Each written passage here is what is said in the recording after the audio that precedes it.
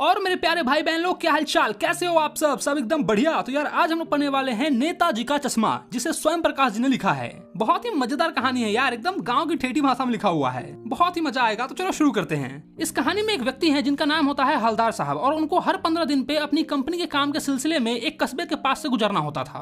वो कस्बा बहुत बड़ा नहीं था, छोटा सा था, इत्तू सा था। पक्के के मकान के नाम पर कुछ ही मकान थे और बाजार के नाम पर बस एक ही बाजार था। कस्बे में एक लड़कों का स्कूल था और एक लड़कियों का स्कूल था। एक सीमेंट का छोटा सा कारखाना था और 2 ओपन एयर सिनेमा घर था, और साथ ही एक ठो नगर पालिका भी था। अब नगर पालिका थी तो कुछ न कुछ काम भी कराती रहती थी, जैसे कभी सड़क पक्की करवा दी, तो कभी पेशाब घर बनवा दिया, तो कभी कबूतरों की छतरी बनवा दी, तो कभी कवि सम्मेलन करवा दिया। और हो सकता है इसी नगर पालिका के किसी उत्साहित बोर्ड मेंबर ने या फिर प्रशासनिक अधिकारी ने एक बार शहर के मुख्य बाजार के मुख्य चौराहे पर नेताजी सुभाष चंद्र बोस जी का संगमरमर का पुतला लगवा दिया होगा। और आज की हमारी ये कहानी उसी प्रतिमा की है, उसी पुतले की है, बल्कि उसके भी एक छोटे से हिस्से के बारे में है, नेताजी के चश्मे के बारे में। नेताजी कौन? सुभाष चंद्र बोस। तो उनके चश्मे के बारे में ही ये कहानी है। अब देखो, चौराहे पे जो सुभाष चंद्र बोस का मूर्ति लगा हुआ है ना, उसके नीचे मूर्ति बनाने वाले का नाम भी लिखा हुआ है, मूर्तिकार मास्टर मोतीलाल।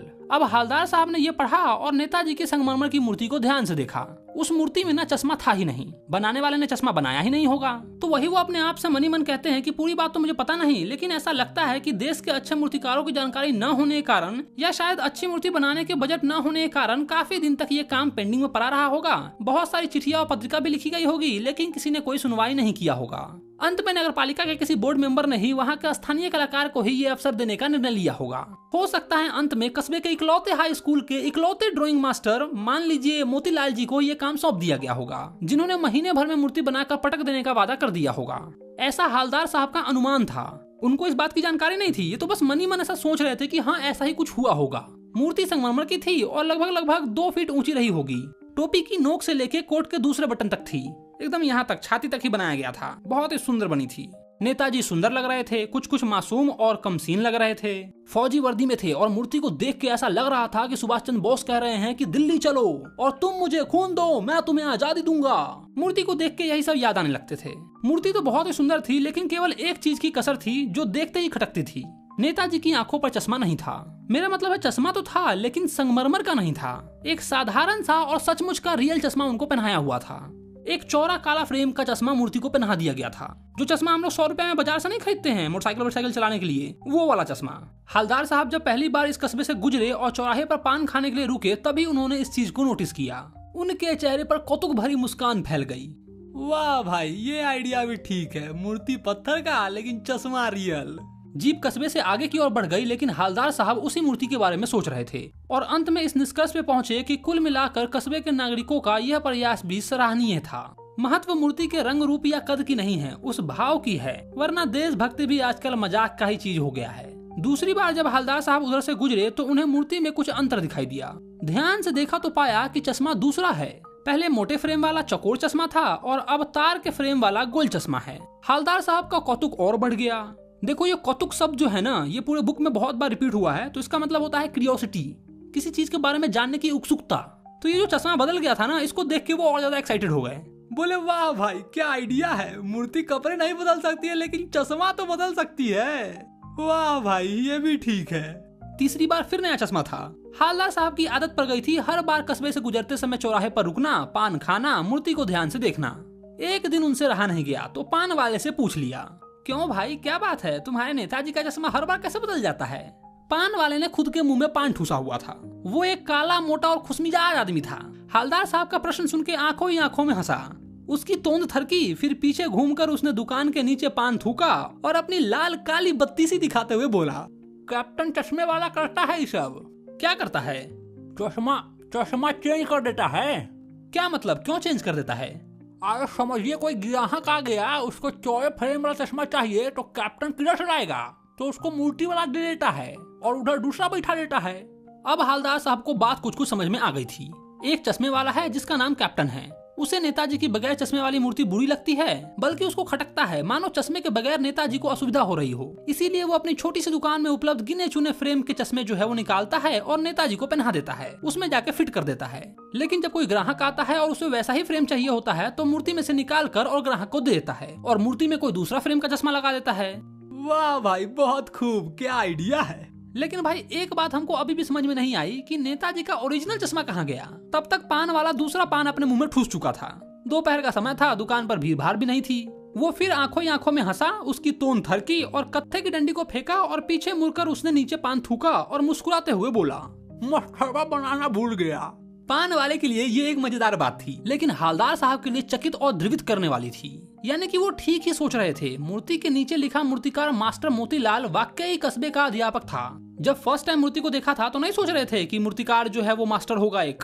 तो वो बात भाई सच हो गई। सच में हाई स्कूल के एक मास्टर ने ही उसको बनाया था। अब बेचारे मास्टर जी ने महीने भर में मूर्ति बनाकर पटक देने का वादा कर दिया होगा और बना भी लिया होगा, लेकिन पत्थर का पारदर्शी चश्मा बनाए या कांच वाला ये तय नहीं कर पाए होंगे, या कोशिश की होगी लेकिन असफल रहे होंगे, या फिर हो सकता है बनाते बनाते कुछ और बारीकी के चक्कर में चश्मा टूट गया होगा, या फिर सोचा होगा कि पत्थर का चश्मा अलग से बनाकर फिट कर दूंगा, या फिर पत्थर का चश्मा बनाकर अलग से फिट कर दिया होगा और वो निकल गया होगा। हवलदार साहब को ये सब कुछ बड़ा ही विचित्र और कौतुक भरा लग रहा था। इन्हीं ख्यालों में खोए खोए पान वाले के पैसे चुकाकर और चश्मे वाले के देशभक्ति के समक्ष नतमस्तक होकर जीप की तरफ चल पड़े। फिर अचानक रुके, पीछे मुड़े और पान वाले के पास जाकर पूछा, अच्छा एक बात बताओ, क्या कैप्टन चश्मे वाला नेताजी का साथी है या आजाद हिंद का कोई भूतपूर्व सिपाही? पान वाला नया पान खा रहा था। कितना पान खाता है भाई? 2 को पान तो खा गया, तीसरा पान खा रहा है। पान का दुकान बेचने के लिए किया कि खुद खाने के लिए किया है? खैर चलो आगे बढ़ते हैं। अपने हाथों में पान पकड़े हुए मुंह से 1.5 इंच नीचे तक रुककर उसने हवलदार साहब को ध्यान से देखा। फिर अपनी लाल काली बत्ती सी दिखाई और मुस्कुराते हुए बोला, नहीं साहब, वो लंगड़ा किया जाएगा फौज में। पागल है साला पागल। वो देखो वो आ रहा है, आप उसी से बात कर लो, फोटो वोटो छपा दो उसका कहीं पे। लंगड़ा। हवलदार साहब को पान वाले द्वारा एक देशभक्त का इस तरह मजाक उड़ाना अच्छा नहीं लगा। मुड़कर देखा तो अवाक रह गए। एक बेहद बूढ़ा मरियल सा लंगड़ा आदमी सिर पर गांधी टोपी और आंखों में काला चश्मा लगाए हुए गली से निकल रहा था। उसने एक हाथ में एक छोटी सी संदूकची ले रखी थी और दूसरे हाथ में बांस पर टंगे हुए बहुत सारे चश्मे, और फिर एक बंद दुकान के सामने अपने बांस को टिका रहा था। अच्छा, तो इस बेचारे की दुकान भी नहीं है, फेरी लगाता है। हवलदार साहब चक्कर में पड़ गए। हवलदार साहब पान वाले से पूछना चाहते थे, इसे कैप्टन क्यों कहते हैं, क्या यही इसका वास्तविक नाम है? लेकिन पान वाले ने साफ बता दिया था कि अब वो इस बारे में और बात नहीं करना चाहता है। और इधर ड्राइवर भी बेचैन हो रहा था, काम पर भी जाना था। तो हवलदार साहब जीप में बैठकर चले गए। 2 साल तक हवलदार साहब अपने काम के सिलसिले में उस कस्बे से गुजरते रहे और नेताजी की मूर्ति में बदलते हुए चश्मों को देखते रहे। कभी गोल चश्मा होता तो कभी चौकोर, कभी लाल तो कभी काला, कभी धूप वाला चश्मा तो कभी बड़े कांचों वाला गोगो चश्मा, पर कोई न कोई चश्मा होता जरूर। फिर एक बार ऐसा हुआ कि मूर्ति के चेहरे पर कोई भी कैसा भी चश्मा नहीं था। उस दिन पान की दुकान भी बंद थी, चौराहे की अधिकांश दुकान बंद थी। जब अगली बार हवलदार साहब आए तो मूर्ति की आंखों पर चश्मा नहीं था। फिर जब अगली बार आए तो उस समय भी मूर्ति की आंखों पर चश्मा नहीं था। हवलदार साहब ने पान खाया और धीरे से पान वाले से पूछा, क्यों भाई क्या बात है, आजकल तुम्हारे नेताजी की आंखों पर चश्मा नहीं है? पान वाला बेचारा उदास हो गया। उसने पीछे मुड़कर मुंह का पान नीचे थूका और झुककर अपनी धोती के सिरे से आंखों को पोंछता हुआ बोला, साहब कैप्टन मर गया। इतना सुनते ही और कुछ नहीं पूछ पाए हवलदार साहब। कुछ पल चुपचाप वहीं पर खड़े रहे, फिर पान वाले का पैसा चुकाकर जीप में आकर बैठे और रवाना हो गए। जीप में बैठे बैठे बार बार यही बात सोच रहे थे कि क्या होगा उस कौम का जो अपने देश की खातिर घर गृहस्थी जीवन जिंदगी सब कुछ छोड़ देने वालों पर भी हंसते हैं और अपने लिए बिकने के मौके ढूंढती है। हवलदार साहब काफी दुखी हो गए। 15 दिन बाद हवलदार साहब फिर उसी कस्बे से गुजरे। कस्बे में घुसने से पहले ही उनको ख्याल आया कि कस्बे की हृदय स्थली में सुभाष की प्रतिमा अवश्य ही प्रतिष्ठापित होगी, लेकिन सुभाष की आंखों पर चश्मा नहीं होगा क्योंकि मास्टर बनाना भूल गया और कैप्टन मर गया। उन्होंने सोचा आज वहाँ रुकेंगे नहीं और पान भी नहीं खाएंगे, मूर्ति की तरफ देखेंगे भी नहीं, सीधे निकल जाएंगे। ड्राइवर से कह दिया चौराहे पर रुकना नहीं, आज बहुत काम है, पान कहीं और आगे खा लेंगे। लेकिन आदत से मजबूर आंखें चौराहे आते ही मूर्ति की तरफ उठ ही गई। हवलदार साहब ने कुछ ऐसा देखा कि चीख पड़े, रुको। जीप स्पीड में थी, ड्राइवर ने जोर से ब्रेक मारा। राह चलते लोग देखने लगे कि अरे ये क्या हो गया, गाड़ी एकदम से क्यों रुक गई। जीप रुकते न रुकते हवलदार साहब जीप से कूद पड़े और तेज तेज कदमों से मूर्ति की तरफ लपके और मूर्ति के ठीक सामने जाकर अटेंशन में खड़े हो गए। मूर्ति की आंखों पर सरकंडे से बना छोटा सा चश्मा रखा हुआ था, जैसे बच्चे बना लेते हैं ना, ठीक उसी प्रकार का। शायद किसी बच्चे ने ही मिट्टी का चश्मा बनाकर और नेताजी को पहना दिया था। हवलदार साहब ये देखकर भावुक हो गए। इतनी सी बातों पर उनकी आंखें भर आई और यहीं पर आपकी ये कहानी भी खत्म हो गई।